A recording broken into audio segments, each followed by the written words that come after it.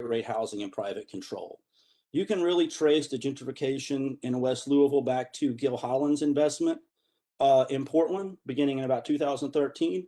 And it's important that we really contextualize that Gil Holland belongs to the Brown family, which is the wealthiest family in the state of Kentucky, according to Forbes, right?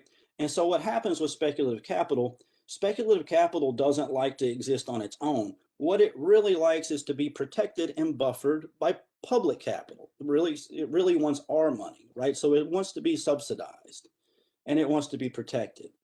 And Metro government responded to this the way we would imagine, by giving away land and giving away money to developers in the Russell neighborhood. So in 2015, Metro Council approved 778,000 in forgivable loans and 29 parcels to go to the Community Ventures Corporation. So this is a huge chunk of the Russell neighborhood around the Cedar Street development, right? And this was market rate housing. And so no one's been able to explain to me why we need to subsidize market rate housing.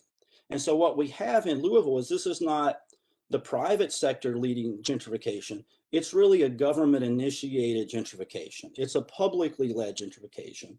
And what worries me about that is that when that happens, by the time the private sector shows up, gentrification happens very rapidly, and you can experience massive levels of displacement, massive levels of dispossession that are very rapid, that people really can't recover from.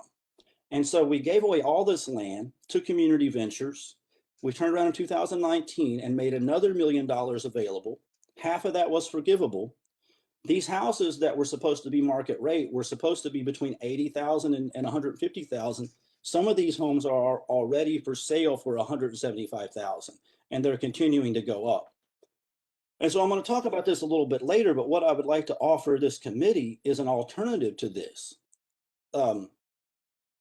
where this land could be given directly to Russell residents and be put into a community land trust and be used for a collective ownership model, where it would actually be taken off the speculative market. It would actually be decommodified, and we could have restrictions on it so that it would remain affordable in perpetuity. There is no reason that cannot happen.